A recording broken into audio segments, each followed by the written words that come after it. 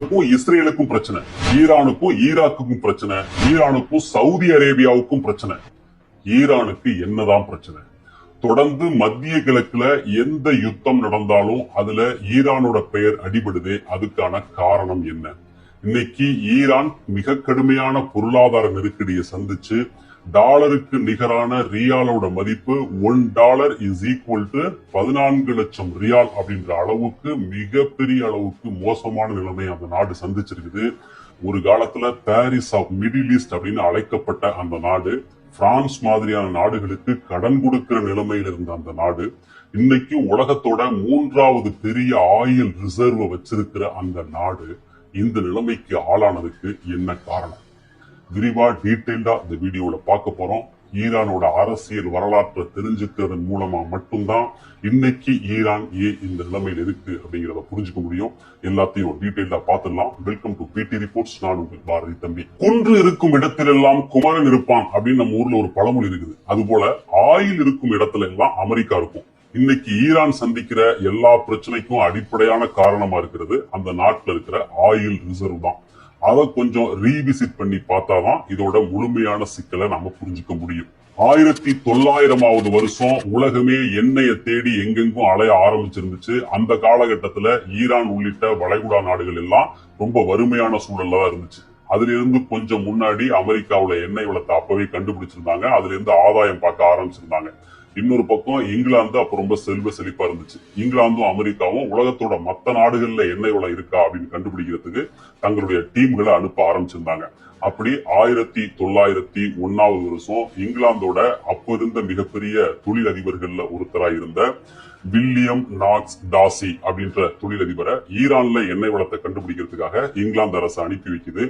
அப்போ ஈரான் ஆட்சி பண்ணிட்டு இருந்த ஷா வம்ச மன்னரான மொசாஃபர் அல் தீன் அவருக்கும் அந்த டாசி நிறுவனத்துக்கும் இடையில ஒரு ஒப்பந்தம் கையெழுத்தாகுது.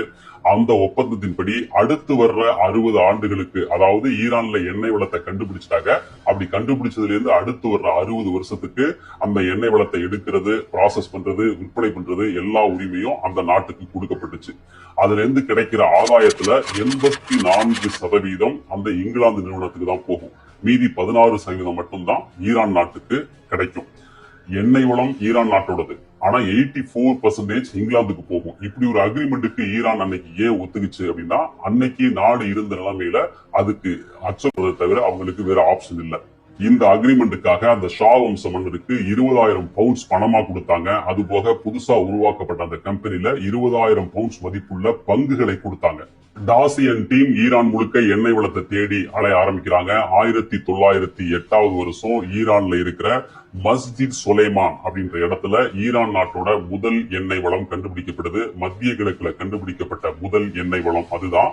அந்த காலகட்டத்துல உலகத்துல இருந்த எண்ணெய் வளங்கள்லயே மிக பிரம்மாண்டமானது ஈரான்ல கண்டுபிடிக்கப்பட்ட இந்த ஆயில் ரிசர்வ் தான். இதுக்கு பிறகு ஆங்கிலோ பெர்சியன் ஆயில் கம்பெனி அப்படின்னு புதிய நிறுவனம் உருவாக்கப்படுகிறது. பெர்சியா அப்படின்னா அன்னைக்கு இருந்த ஈரானை குறிக்கும். ஈரான் என்ற பெயர் லேட்டர் ஸ்டேஜ்ல தான் வந்துச்சு. அன்றைய காலகட்டத்துல பெர்சியா தான் அதோட பேர். So Anglo Persian oil company உருவாக்குறாங்க. அதன் பிறகு எண்ணெய் வளம் எடுக்கப்படுகிறது. அந்த காலகட்டத்துல உலகத்தோட கடற்படைகள் எல்லாம் நிலக்கரியை நம்பிதான் இயங்கிட்டு இருந்துச்சு. ஈரான்ல எடுத்த இந்த புதிய ஆயில் ரிசர்வ் பயன்படுத்தி இங்கிலாந்து செல்வாக்கு பெற ஆரம்பிச்சது, பொருளாதாரம் ஈட்ட ஆரம்பிச்சது. சொல்ல போனா முதல் உலக போர்ல இங்கிலாந்து வெற்றி பெறுவதற்கு காரணமே ஈரான்ல எடுத்த இந்த ஆயில் ரிசர்வ் தான். அதிலிருந்து அடுத்த 50 ஆண்டுகளுக்கு ஈரானோட எண்ணெய் வளத்தை பயன்படுத்தி இங்கிலாந்து செல்வ செழிப்புல மிதக்க ஆரம்பிச்சது. எல்லாம் எது வரைக்கும் அப்படின்னாக்க, மொசாத்தக் என்ற நபர் ஈரானை ஆட்சி செய்யும் வரையிலும். ஈரான் வரலாற்றுல மொசாத்தக்கோட ஆட்சி ரொம்ப ரொம்ப முக்கியமானது. எல்லாரும் என்ன சொல்லுவாங்கன்னா, 1979ல ஈரான்ல நடந்த இஸ்லாமிக் ரெவல்யூஷன்ல தனிப்பெரும் தலைவராக உருவாகி வந்த ஆயத்துல்லா ரொஹெல்லா கொமேனி அவர் தான் அந்த நாட்டை வடிவமைச்சவர் அப்படின்னு சொல்லுவாங்க. அவரை விடவும் முக்கியமானவர் மொசாத்தெக். அவருக்கு முன்னாடியே அமெரிக்க இங்கிலாந்து மேலாதிக்கத்தை எதிர்த்து சவால் விட்டு வந்த தலைவர் மொசாத்தெக். 1940களில் 2ஆம் உலக போருக்கு பின்னாடி காலகட்டத்துல ஈரான அப்போ ஆட்சி பண்ணிட்டு இருந்த இந்த ஷா வம்ச மன்னர் முகமது ரெசா பக்லவி அவரோட ஆட்சி ரொம்ப வீக்கனாக ஆரம்பிச்சது. நாட்டோட ஆயில் ரிசர்வை வேற ஏதோ நாடுகள் வந்து கொள்ளையடிச்சிட்டு போகுது, இந்த அரசு இதை பார்த்துட்டு இருக்காரு அப்படின்ற எண்ணம் மக்கள் மனசுல உருவாகி நாடு முழுக்க போராட்டங்கள் வெடிக்குது. இந்த போராட்டங்களுக்கு தலைமையேற்று நடத்தியவர் மொசாத்தெக். போராட்டங்கள் தீவிரமடைஞ்சு நாடே போர்க்களமாகுது. வேறு வழி இல்லாம மொசாத்தெக்க பிரதமரா அங்கீகரிக்கிறார் அப்ப இருந்த ஷா வம்ச மன்னர். மொசாத்தெக் நாட்டின் பிரதமராகிறார். அப்படி பிரதமர் ஆன பிறகு அவர் செஞ்ச முதல் வேலை ஈரானோட எண்ணெய் வளத்தை தேசியமயமாக்குறதா அறிவிச்சதுதான். 1951 வருஷம் மே மாசம் அப்படி ஒரு அறிவிப்பை மொசாத்தெக் வெளியிட்டார். அது இங்கிலாந்து நாட்டை கிடுகிடுக்க வச்சது. அதுவரைக்கும் ஈரானோட எண்ணெய் வளத்தை சுரண்டி கொளுத்துக்கிட்டு இருந்த இங்கிலாந்து இந்த அறிவிப்பை தாங்க முடியாம சர்வதேச நீதிமன்றத்துக்கு போனாங்க. ஒப்பந்தத்தை இந்த பிரதமர் மீறாரு அப்படின்னு கோர்ட்டுக்கு போனாங்க. அதனால எதுவும் ஆகல. அதனால என்ன பண்றாங்கன்னாக்க ஈரானோட எண்ணெயை மற்ற நாடுகள் கூட வியாபாரம் செய்ய முடியாத மாதிரியான நெருக்கடிகளை உருவாக்குறாங்க. இது எல்லாத்தையும் ரொம்ப விடாப்பிடியான மூர்க்கத்தோட எதிர்க்கிறார் மொசாத்தெக். இதுக்கு பிறகு இங்கிலாந்து அமெரிக்கா கூட கூட்டு சேர்ந்துகிட்டு மொசாத்தெக்கோட ஆட்சியை வீழ்த்துறதுக்கு ஒரு கூப் ஆக்டிவிட்டி, அவருக்கு எதிரான ராணுவ நடவடிக்கையை தூண்டி விடுறதுக்கான வேலைகள் எல்லாத்துலயும் ஈடுபடுறாங்க. 1953 வருஷம் ஈரான் மிகப்பெரிய போராட்ட களமா மாறுது. ஒரு பக்கம் மொசாத்தெக்கின் ஆதரவாளர்கள், இன்னொரு பக்கம் ஷா வம்ச மன்னருக்கு ஆதரவான அவருடைய ஆதரவாளர்கள் அப்படின்னு போராட்ட களம் தீவிரமடையுது. நாடெங்கும் கல்வீச்சு, தீ வைப்பு, துப்பாக்கி சூடு, பல நூற்றுக்கணக்கான பேர் கொல்லப்பட்டாங்க அப்படின்னு நிலைமை ரொம்ப மோசமாகுது. ஒரு கட்டத்தில் இதற்கு மேல் தாங்க முடியாது அப்படின்னு நிலைமையில மொசாத்தெக் ஆட்சியிலிருந்து வீழ்த்தப்பட்டு மறுபடியும் ஷா வம்ச மன்னர்கிட்ட ஆட்சி ஒப்படைக்கப்படுது. அமெரிக்க உளவுத்துறையான CIA அதுக்கு பிறகு உலகத்தோட பல நாடுகள்ல தலையிட்டு அதோட அரசியல் தலைமையை மாத்தினாங்க இல்லையா. இதுக்கெல்லாம் ஆரம்ப விதை ஈரான்ல நடந்த இந்த ஆட்சி கவிழ்ப்பு தான். ஆட்சியிலிருந்து வீழ்த்தப்பட்ட பிறகு மொசாத்தெக் 3 வருஷம் ஜெயில இருந்தாரு. ஜெயில இருந்து வந்த பிறகு கூட மரணம் வரைக்கும் அவர் வீட்டு காவல தான் வச்சிருந்தாங்க. செத்து போன பிறகு கூட அவருடைய உடலை வெளியில போய் அடக்கம் பண்றதுக்கு இவங்க அலோவ் பண்ணல. வீட்டுக்குள்ளேயே வச்சு புதைக்க சொன்னாங்க. அப்படிதான் மொசாத்தெக்கோட உடல் அடக்கம் பண்ணப்பட்டுச்சு. மொசாத்தெக்கோட ஆட்சியை வீழ்த்தினதன் மூலமா மறுபடியும் இங்கிலாந்தோட கட்டுப்பாட்டுல ஈரான் நாட்டோட எண்ணெய் வளம் எல்லாம் போச்சு. இதை ஒரு நல்ல வாய்ப்பா பயன்படுத்திக்கிட்டு ஈரானுக்குள்ள வந்த அமெரிக்கா அந்த நாட்டோட அரசியலை கண்ட்ரோல் பண்ண ஆரம்பிச்சாங்க. எண்ணெய் வளத்துல அவருடைய பங்கு அதிகரிச்சது. ஒட்டுமொத்தமா ஈரான் என்ற நாடு அமெரிக்கா மற்றும் இங்கிலாந்தோட கட்டுப்பாட்டுக்குள்ள போக ஆரம்பிச்சது. அதிலிருந்து 26 வருஷம் ஈரான் ஆட்சி பண்ணாரு ஷா வம்சனரான முகமது ரெசா பஹ்லவி. இந்த காலகட்டத்தோட ஈரான்ங்கிறது கம்ப்ளீட்டா வேற மாதிரி இருக்கும். நீங்க அந்த காலகட்டத்தோட விசுவல்ஸ் எல்லாம் பாத்தீங்கன்னா அது ஈரானா இது அப்படின்னு நம்ப முடியாத அளவுக்கு இருக்கும். மோர் மாடர்னைஸ் ஆன கண்ட்ரி, மோர் வெஸ்டர்னைஸ் ஆன கண்ட்ரி, உணவு, உடை, கலாச்சாரம் எல்லாத்துலயும் வேற மாதிரி இருந்துச்சு. அதே நேரம் இந்த ஷா வம்ச மன்னர் ஒரு சர்வாதிகாரியா மாறி நாட்டை ஆட்சி பண்ண ஆரம்பிச்சாரு. சவாக் அப்படின்ற பெயர்ல ஒரு சீக்ரெட் போலீஸ் சர்வீஸ் உருவாக்கி தன்னை எதிர்க்கிற எல்லாரையும் தீர்த்து கட்ட ஆரம்பிச்சாரு. இந்த சவாக் சீக்ரெட் போலீஸ் சர்வீஸுக்கு அமெரிக்க உளவுத்துறை CIA ட்ரைனிங் கொடுக்க ஆரம்பிச்சது. இது எல்லாம் சேர்ந்து மக்கள்கிட்ட ஒரு கொந்தளிப்பான மனநிலையை உருவாக்குனுச்சு. ஒரு பக்கம் டிக்டேட்டர்ஷிப், இன்னொரு பக்கம் நாட்டோட ஆயில் ரிசர்வ வேற ஏதோ நாடுகள் வந்து கொள்ளையடிச்சிட்டு போகுது. இது ரெண்டையும் விட முக்கியமா நாட்டுல மாடர்னைசேஷனுக்கு எதிராக மக்கள்கிட்ட உருவான மனநிலை. இது மூணும் சேர்ந்து ஒரு கொந்தளிப்பான போராட்ட களமா ஈரானை மாத்துது. அந்த போராட்டங்களின் முகமா அதற்கு தலைமையேற்று உருவாகி வந்தவர் தான் ஆயத்துல்லா ருஹல்லா கொமேனி. ஈரான்ல 95% மக்கள் ஷியா பிரிவு முஸ்லிம்கள் தான். இவங்க மத்தியில செல்வாக்கான மத குருவா உருவாகி வளர ஆரம்பிச்சாரு ஆயத்துல்லா ருஹல்லா கொமேனி. இவருடைய செல்வாக்கு மக்கள்கிட்ட வளர்றதை கண்ட ஷா வம்ச மன்னர் 1962 இவர் அரெஸ்ட் பண்ணி உள்ள வச்சாரு. அது வரைக்கும் வெறுமனே மத குருவா மட்டுமே இருந்த கொமேனி இந்த கைதுக்கு பிறகு மக்கள் மத்தியில ஒரு நேஷனல் ஹீரோவா உயர ஆரம்பிச்சாரு. இதனால 1964 கொமேனிய நாடு கடத்துனுச்சு ஷா அரசு. துருக்கி, ஈராக், பிரான்ஸ் உள்ளிட்ட நாடுகள்ல 15 ஆண்டு காலம் வாழ்ந்தார் கொமேனி. ஆனா அந்த நாட்டுல போய் அவர் சும்மா இருக்கல. அங்க இருந்துகிட்டே ஈரான்ல ஷா அரசுக்கு எதிரான மக்கள் மனநிலைய அவர் கூர்மைப்படுத்தினாரு. போராட்டங்களை ஒருங்கிணைச்சார். கொமேனியோட பேச்சுக்கள் கேசட்ல பதிவு பண்ணப்பட்டு பல்லாயிரக்கணக்கில் அதெல்லாம் பிரதி எடுத்து ஈரானுக்குள்ள கடத்தி கொண்டு வந்து மக்கள்கிட்ட பரப்ப ஆரம்பிச்சாங்க. இன்னொரு பக்கம் கொமேனியோட ஸ்பீச்சை டெலிபோன்ல பதிவு பண்ணி அந்த ஆடியோ ரெக்கார்டை ஈரான் முழுக்க இருக்கிற மசூதிகள்ல ஒளிபரப்புனாங்க. இது எல்லாம் ஷா அரசுக்கு எதிரான மனநிலைய ஒருங்கிணைக்கிறதுக்கு ரொம்ப உதவியா இருந்துச்சு. எங்கேயோ இருக்கிற கொமேனி வேற ஏதோ ஒரு நாட்டுக்குள்ள இருந்துகிட்டு ஈரானுக்குள்ள அந்த மக்கள்கிட்ட ஒரு செல்வாக்கான தலைவரா உருவாக ஆரம்பிச்சாரு. ஈரான் என்ற நாடு போர்க்களமா மீண்டும் உருவாக ஆரம்பிச்சது. இந்த நிலைமையில 1977 கொமேனியோட மகன் முஸ்தபா ஈரான்ல சிறையில இருந்தார். அப்போ அவரு ஷா அரசரோட அந்த சீக்ரெட் போலீஸ் சர்வீஸ் சவாக் அதன் மூலமா கொல்லப்பட்டாரு. இது அந்த போராட்டத்தை இன்னும் கொந்தளிப்பான நிலைமைக்கு கொண்டு போச்சு. நாடே, ஒட்டுமொத்த நாடே தீப்பற்றி எரிந்தது. பல நூத்துக்கணக்கானோர் கொல்லப்பட்டாங்க. வேறு வழி இல்லாமல் ஷா வம்ச மன்னர் நாட்டை விட்டு ஓட வேண்டிய நிலைமை உருவாச்சு. 1979 பிப்ரவரி மாசம் ஈரான்ல கொமேனி வந்து ஒரு பிளைட்ல இறங்கும் போது மில்லியன் கணக்கான மக்கள் திரண்டு நின்று அவரை வரவேற்பாங்க. வீதிகள்ல ஆர்ப்பரிச்சு எழுந்து நின்றாங்க. ஆயத்துல்லா ருஹல்லா கொமேனி அந்த நாட்டு மக்களின் தனிப்பெரும் தலைவரா உருவாக ஆரம்பிச்சார். அதுல இருந்து ஒரு சில மாதங்கள்ல ஈரான ஒரு இஸ்லாமிக் குடியரசா அறிவிச்சாரு கொமேனி. அந்த அறிவிப்பு ஈரான என்றென்றைக்குமாக வரலாற்று ரீதியாக மாற்றி அமைத்தது. அந்த ஒரு அறிவிப்பு ஒட்டுமொத்த வளைகுடா நாடுகளோட தலையெழுத்தை மாற்றி அமைத்தது.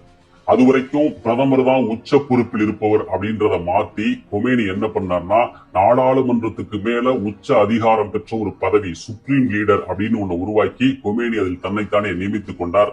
அதாவது கடவுளின் சட்டம் ஷரியத் அதுதான் இந்த சமூகத்தை ஆள வேண்டும், அதை புரிந்து கொண்ட மத குருமார் தான் இந்த நாட்டை ஆள வேண்டும் அப்படிங்கிறது தான் கொமேனியோட கான்செப்ட். அதுதான் சுப்ரீம் லீடர், அந்த ஆயத்துல்லா அப்படின்றதோட கான்செப்ட் அதுதான். அதுக்கு பிறகு மத ரீதியா நாட்டை வழிநடத்த ஆரம்பிச்சாரு கொமேனி. மத அடிப்படைவாதம், பெண்கள் மீதான மிக கடுமையான கட்டுப்பாடு, குற்றம் இழைக்கிறவங்களை பொதுவெளியில பிடிச்சு வச்சு ஹேங்கிங் பண்றது, தண்டனை கொடுக்கறது, இது எல்லாம் ரொம்ப அதிகரிக்க ஆரம்பிச்சது. கருத்து சுதந்திரம் அடியோடு இல்ல அப்படின்னு நிலைமை உருவாச்சு. செய்தித்தாள்கள் மூடப்பட்டுச்சு. பல்கலைக்கழகத்தை 2 வருஷம் மூடி வச்சாங்க. மூடி வச்சுட்டு அங்க இருந்த பாடத்திட்டங்கள் எல்லாம் ரீடிசைன் பண்ணி எழுதினாங்க.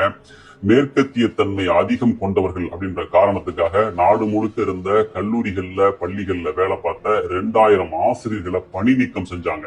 இன்னொரு பக்கம் நாட்டோட ரெகுலர் ராணுவம் ஒரு பக்கம் இருக்கும் போதே IRGC Islamic revolutionary card cops அப்படின்னு ஒரு புதிய ராணுவ அமைப்பு உருவாக்கப்பட்டுச்சு. இது நேரடியா சுப்ரீம் லீடருக்கு கட்டுப்பட்டது. அவர்கிட்ட ரிப்போர்ட் பண்ணும் அப்படின்னு புதிய ராணுவ அமைப்பு உருவாக்குனுச்சு. அந்த ராணுவ அமைப்பு நாட்டுல ஒரு மாரல் போலீசிங் செய்ய ஆரம்பிச்சாங்க. ஆயிரக்கணக்கானோர் கைது செய்யப்பட்டாங்க, பலர் தூக்கிலிடப்பட்டாங்க. 1979 இஸ்லாமிக் ரெவல்யூஷன் அப்படின்னு இதை வரலாறு அழைச்சாலும் அதுக்கு 2 பக்க கோணங்களும் உண்டு அப்படிங்கிறது இந்த செய்தி உணர்த்துகிற உண்மை. ஆட்சியில் இருந்து அகற்றப்பட்ட மன்னர் வேற வேற நாடுகளுக்கு தப்பிச்சு போக ஆரம்பிச்சாரு. கடைசியா அமெரிக்காவில போய் அவர் செட்டில் ஆனாரு. இப்ப ஈரான்ல என்ன கேட்கறாங்கன்னா, ஷா மன்னரை எங்கள்கிட்ட ஒப்படைக்கணும், அவர் நிறைய எங்க குற்றங்கள் பண்ணிருக்காரு, அதுக்கான தண்டனை அவருக்கு கொடுக்கணும், எங்கள்கிட்ட ஒப்படைங்க அப்படின்னு கேட்கறாங்க. இன்பிட்வீன் கேப்ல அவர் அமெரிக்காவில இருந்து வேற ஒரு நாடுகளுக்கு தப்பிச்சு போயிட்டாரு. இருந்தாலும் ஈரான்ல இது அமெரிக்க எதிர்ப்பு மனநிலையை ரொம்ப கூர்மைப்படுத்துது. ஒரு கட்டத்துல இது என்ன ஆகுதுன்னா, ஈரான்ல இருந்த அமெரிக்கன் எம்பசில 66 அமெரிக்கர்கள் இருக்காங்க. அவங்கள அப்ப போராடின ஈரானோட மாணவர் படை சிறைபிடிச்சு வைக்குது. அந்த சிறைபிடிப்பு 444 நாட்கள் வரை நீடிக்குது. இந்த சம்பவம் அமெரிக்காவுக்கும் ஈரானுக்கும் இடையில் இருந்த அந்த பகையை ரொம்ப கூர்மைப்படுத்துது. ஈரான்ல ஷா வம்ச மன்னரோட ஆட்சியை தக்க வைக்கிறதுக்காக, தங்களுக்கு ஆதரவான அவருடைய ஆட்சியை ரீட்டைன் பண்றதுக்காக அமெரிக்கா ஹெவியா கடந்த காலங்களில் இன்வெஸ்ட் பண்ணிருக்காங்க. அதுக்கு ஆனா கொமேனி வந்த பிறகு ஒட்டுமொத்த நாட்டையும் ஒரு அமெரிக்க எதிர்ப்பு மனநிலைக்கு தயார்படுத்திட்டாரு.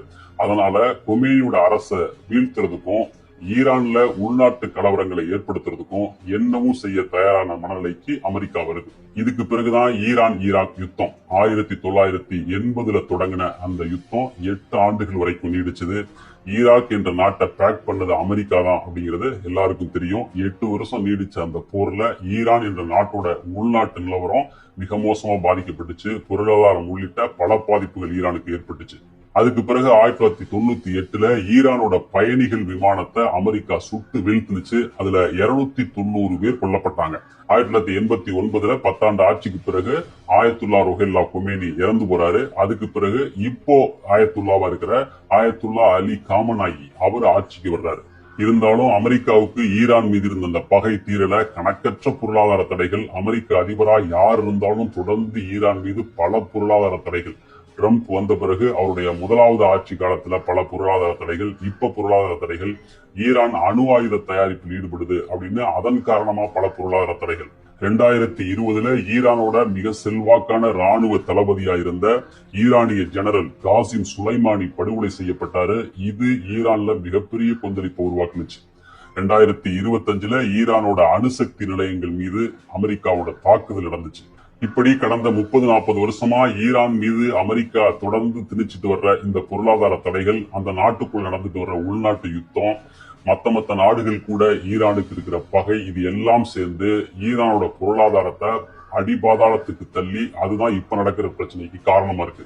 1988 ஈரான் ஈராக் யுத்தம் ஒரு முடிவுக்கு வந்துருச்சு. அதுக்கு பிறகு ஈரான் எந்த ஒரு நாட்டு கூடயும் நேரடியா போர்ல ஈடுபடல.